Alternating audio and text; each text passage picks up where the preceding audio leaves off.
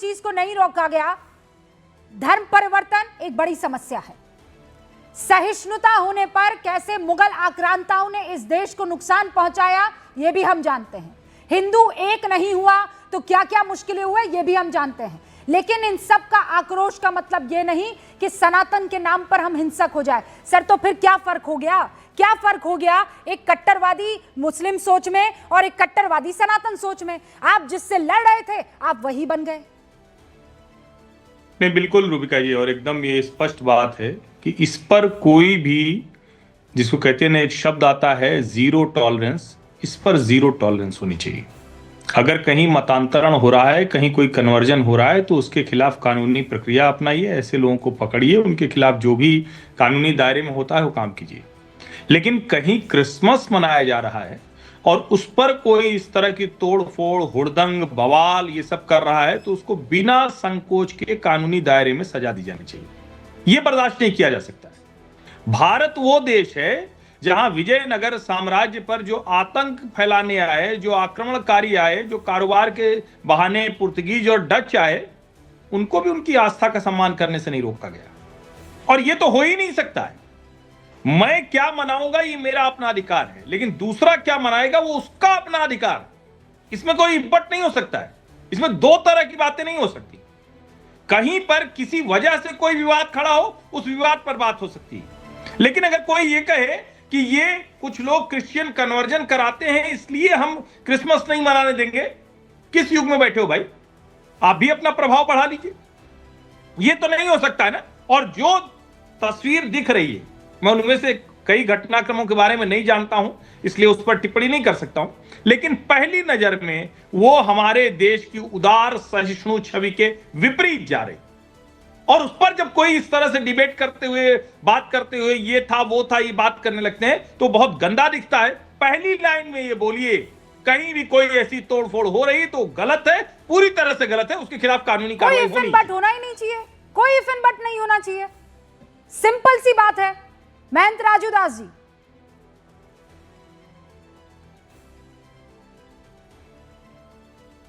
आवाज नहीं आ रही है सर आपकी। जी, आप हमको सुन पा रहे हैं? हाँ, सुन पा रही हूँ सर। मुझे ये बताइए, आज रूबिका लियाकत या महंत Raju Das hallelujah merry Christmas कह देंगे तो क्या मेरे इस्लाम को चोट आ जाएगी और आपके सनातन के को जो है वो चोट आ जाएगी? इससे सनातन धर्म खत्म हो जाएगा और रूबिका लियाकत का इस्लाम खतरे में पड़ जाएगा? और ये कौन है, और ये कौन होते हैं ठेकेदार जो ये डिसाइड करेंगे कि अगर जॉन दयाल को क्रिसमस बनाना है तो वो ना बनाए? अरे जॉन दयाल की मर्जी, वो क्रिसमस बनाना चाहे कि ना बनाना चाहे, आप जाकर तोड़फोड़ कैसे कर देंगे? पहले तो बहुत बहुत आभार, बहुत बहुत धन्यवाद आपको। और सनातन सिखाता है धर्म की जय हो, अधर्म का नाश हो, प्राणियों में सद्भाव, विश्व का कल्याण हो। भारत ही एक ऐसा देश है जहां पर रूबिका लियाकत जी अपने धर्म को मान सकती हैं, राजू दास भी अपने धर्म को मान सकते हैं और जॉन दयाल भी अपने धर्म को मान सकते हैं। कोई समस्या नहीं किसी भी प्रकार से।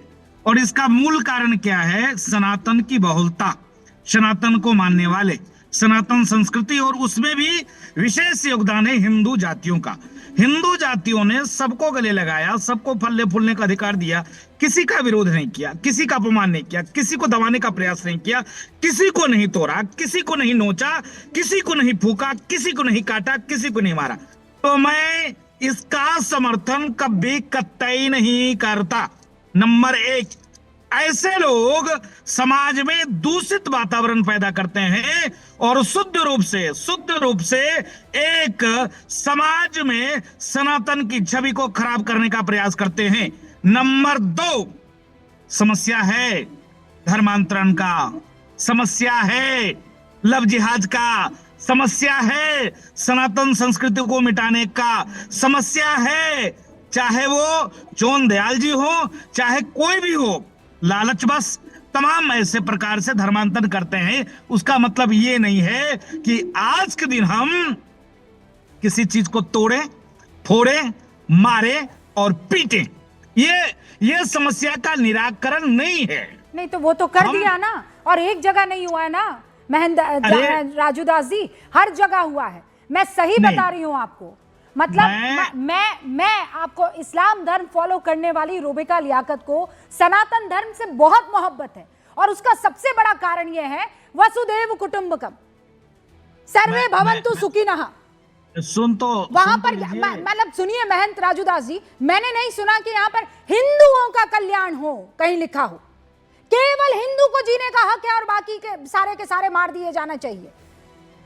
ये प्रिंसिपल वाला अगर आज सनातन को फॉलो करने वाला उसको आड़ में लेकर और मारकाट अल्लाह का शुक्र है, भगवान का शुक्र है कि ये मारकाट शुरू हुई, लेकिन शुरुआत तो ऐसे ही होती है ना महंत राजूदास जी। कैसे होती है? पहले क्रिसमस ट्री तोड़ो, फिर उसके बाद दूसरे धर्मों के जो त्योहार है उनको जाकर अटैक कर दो, और फिर कह रही हूं मैं पूरे सनातन पर नई उंगली उठा रही हूं। मैं जो ये सनातन के ठेकेदार बन के घूम रहे हैं ना गली गली, मैं उनकी बात कर रही हूं।